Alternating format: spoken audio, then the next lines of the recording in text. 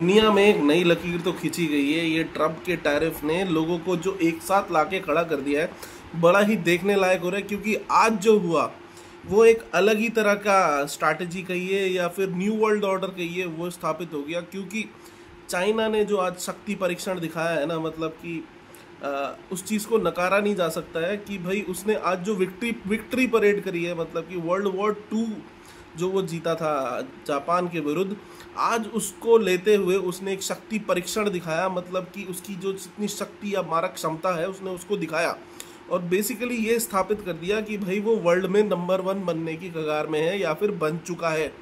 अगर जीडीपी के हिसाब से देखेंगे तो काफ़ी करीब पहुंच चुका है वो यूएस के।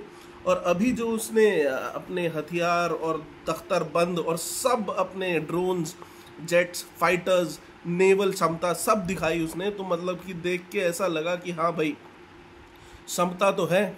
और मारक क्षमता जो उसकी आईसीबीएम्स यानी कि इंटरकॉन्टिनेंटल बैलिस्टिक मिसाइल्स की है, वो ऐसी मिसाइल्स हैं जो दिखाई गई उनके द्वारा वो अमेरिका के किसी भी कोने या फिर यूरोप के किसी भी कोने तक मारक क्षमता रखती है।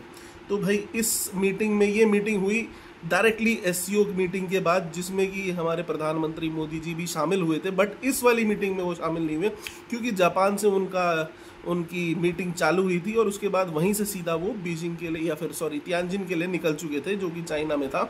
और वो सपोर्ट जापान को भी बिल्कुल दिखाया जाना जायज़ है और बीजिंग के लिए भी अब जो है सपोर्ट कहिए या फिर नई वार्तालाप कहिए, साउथ एशिया में नया वर्ल्ड ऑर्डर कहिए, वो स्थापित होने लग रहा है। और दिख रहा है कि भाई यहाँ पर जो है एक अलग ग्रुप सा बनने लग चुका है जो अब वेस्ट को खासा परेशान करने लग वाला है।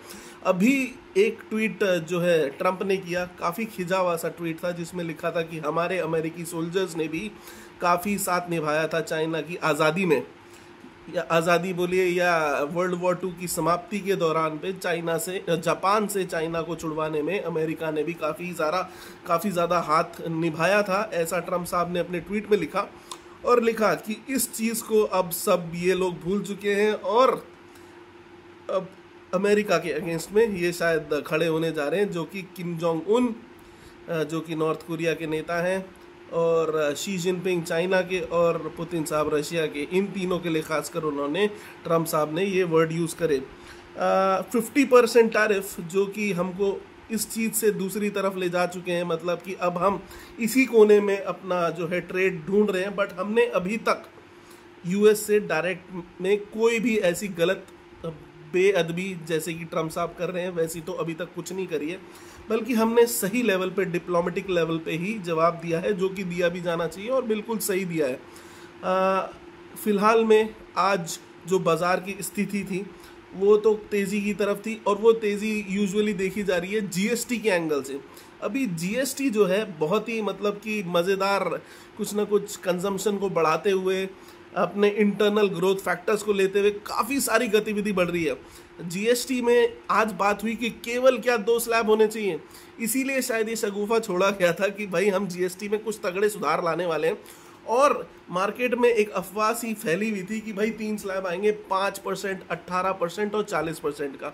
ठीक है, अब आज के जो सत्र में ग्रुप ऑफ मिनिस्टर्स की बातचीत हुई जीएसटी को लेते हुए, उसमें निकल के आ रहा है कि केवल 2 स्लैब होंगे, वो होंगे 5% और 18% का। जैसी ये बात निकल के मार्केट के कानों में पड़ी, आज शाम को बाजार बंद होते होते बाजार ने 100 पॉइंट की तेज़ी पकड़ ली। और जितने कंजम्पशन से रिलेटेड और टैक्स रिलेटेड शेयर्स हैं, चाहे आप टाइटन ले लीजिए, स्टील सेक्टर ले लीजिए, आपका आईटीसी ले लीजिए, कंजम्पशन से रिलेटेड और स्टॉक्स ले लीजिए, सब में तेज़ी बनती हुई दिखी और अच्छा खासा आज लोगों ने पैसा तेज़ी की ओर बनाया। ठीक है, और ये स्लैब अब अनाउंसमेंट आसपास लग रहा है, जहां पर कि 5 से 18% के बीच में ही जीएसटी को निपटा दिया जाएगा। 40% वाला स्लैब शायद ना हो।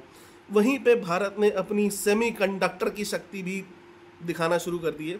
शक्ति तो क्या है, बाज़ार जो है, वर्ल्ड का बाज़ार जो है वो अभी काफ़ी 6 न्यूटन मीटर तक पहुंच चुका है सेमीकंडक्टर बनाने में, और अभी हमने 32 न्यूटन मीटर की एनएम की चिप्स बनाना शुरू कर दी है। एक कदम सही लिया है।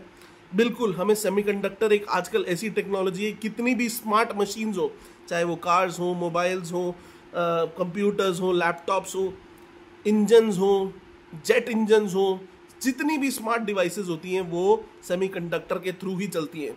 और सेमीकंडक्टर में जितना छोटा उसका न्यूटन मीटर होता है उतनी ही उसकी पावर ज़्यादा होती है कि उतनी छोटी सी चिप में वो उतनी पावर समेट के लेके चल सकती है। और अभी हम 32 nm की चिप्स बनाना शुरू कर चुके हैं और ताइवान जो है 6 nm तक की चिप्स बनाता है और हमें वहाँ तक पहुँचना है। वहीं पे आज अनावरण या फिर मोदी जी ने और हमारे मिनिस्टर ने जो कि टेक्नोलॉजी मिनिस्टर हैं, उन्होंने साथ में, अश्विनी वैष्णव है शायद, उन्होंने साथ में मिलके इसका अनावरण किया और दिखाया कि हम सेमीकंडक्टर में खुद भी सशक्त हो रहे हैं और आगे बढ़ रहे हैं। तो ये काफ़ी अच्छा न्यूज़ है देश की तरक्की को लेते हुए। अब ये जुमला ना निकले, बस एक अच्छा सा अजूबा निकले जो कि हमारे देश को अगली शक्ति बनाने में चाइना की तरह ही, बिल्कुल चाइना को अब नकारा नहीं जा सकता, वो वर्ल्ड में नंबर 1 पहुंचने की कगार पे है और अमेरिका बिल्कुल झुंझला चुका है इस बात से। वैसे ही हमें भी आगे बढ़ना है और ये सेमीकंडक्टर उसी रेस का पहला पहलू है। और दूसरा पहलू निकल के जो आ रहा है, आज जो उन्होंने अपना शक्ति परीक्षण दिखाया था अपनी विक्ट्री परेड में, चाइना की देखने लायक थी। उसमें उन्होंने 5वीं जनरेशन के अपने फाइटर जेट्स दिखाए, ड्रोन्स दिखाए, ऐसे ऐसे ड्रोन्स थे, यूएवीज थे जो कि रिमोट कंट्रोल से चलाए जा सकते हैं। ऐसे ड्रोन्स इंडिया के पास भी है, पर वो ऐसे ड्रोन्स थे जो कि फाइटर जेट्स की तरह ही थे और बिल्कुल रिमोट कंट्रोल द्वारा ऑपरेट किए जा सकते हैं और कहीं से भी बैठे बैठे वो बिल्कुल वही मारक क्षमता रख सकते हैं जैसे कि एक फाइटर जेट रखता है।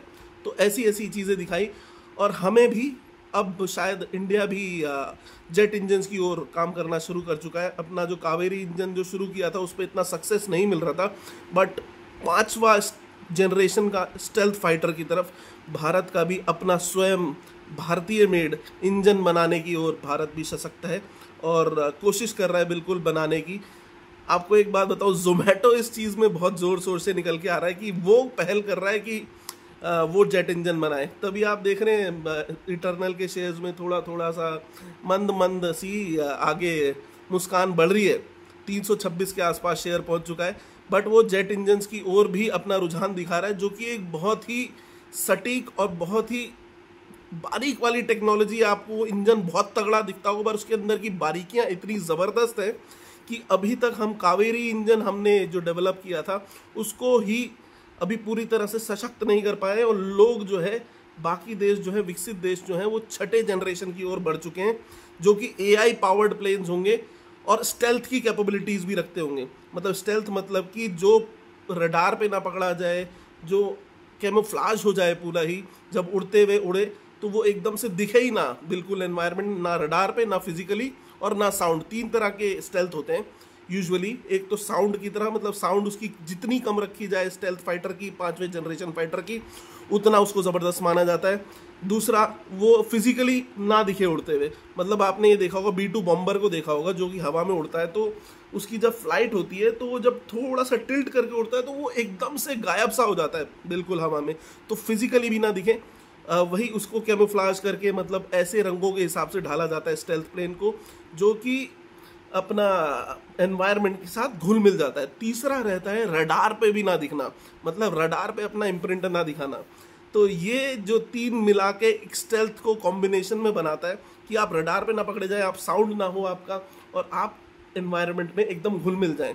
तो इस चीज़ को स्टेल्थ में 5वीं जनरेशन के फाइटर्स आजकल मार्केट में चल रहे हैं। मतलब कि US बनाता है F-35, अपना चाइना बनाता है अपने चेंगडू, उनका एयरक्राफ्ट है वो बनाते हैं, और रशिया बनाता है अपना सुखोई 57 शायद जेट, और इंडिया इसी टेक्नोलॉजी पे काम कर रहा है। सबसे पहले तो अपना इंजन बनाने की काम कर रहा है। हमारे पास जो जेट्स हैं, जो रफेल्स हैं, जो बाकी जेट्स हैं, वो सब बाहर से आते हैं। उनके इंजन अगर हम कुछ खुद अपना बनाते भी हैं तेजस, तो उसमें भी जो इंजन है वो GE प्रोवाइड करवाता है, जनरल इलेक्ट्रिक।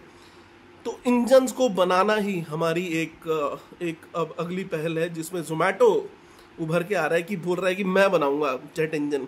आपको पता है अभी एक फाइटर जेट था जो कि केरला में अटक गया था, F-35 था वो US का, और स्टेल्थ जेट था। उसको ओपन हंगार में रखा हुआ था, हंगार मतलब ओपन में रखा हुआ, हंगार में नहीं रखा हुआ था, ओपन में रखा हुआ था कि ताकि UK का वो फाइटर जेट था बट अमेरिका मेड था। उसको ओपन में इसीलिए रखा हुआ था क्योंकि वो उसको कॉन्स्टेंटली मॉनिटर कर रहे थे कि इसकी टेक्नोलॉजी तो ये लोग नहीं देख रहे हैं, हमने कई पेशकशें भी करी कि इसको अंदर ले जाके हम रिपेयर कर देते हैं, आप उड़ा के ले जाओ, बट उन्होंने साफ साफ मना कर दिया, क्योंकि वो एक ऐसी टेक्नोलॉजी होती है कि कोई भी देश वो शेयर नहीं करना चाहता है, और इंडिया इसी चीज़ पे काम कर रहा है, और हमको बिल्कुल करना भी चाहिए। स्टेल्थ फाइटर की ओर आगे बढ़ना चाहिए, बल्कि 6th जनरेशन फाइटर की ओर चाइना बढ़ रहा है, जो कि AI पावर्ड भी होंगे और स्टेल्थ फाइटर्स भी होंगे। तो हमारा इंजन एवैक्स इंजन बोलते हैं उसको, शायद एवैक्स ही है, वो AWACS जितना मैं पढ़ रहा था, वो इंजन पे हम काम कर रहे हैं। और जैसे ही वो इंजन आएगा, भारत एकदम सशक्त अपने डिफेंस की ओर जागरूक सेल्फ सस्टेन्ड मॉडल बनाएगा। ठीक है भाई लोगों, जय हिंद, जय भारत, वंदे मातरम।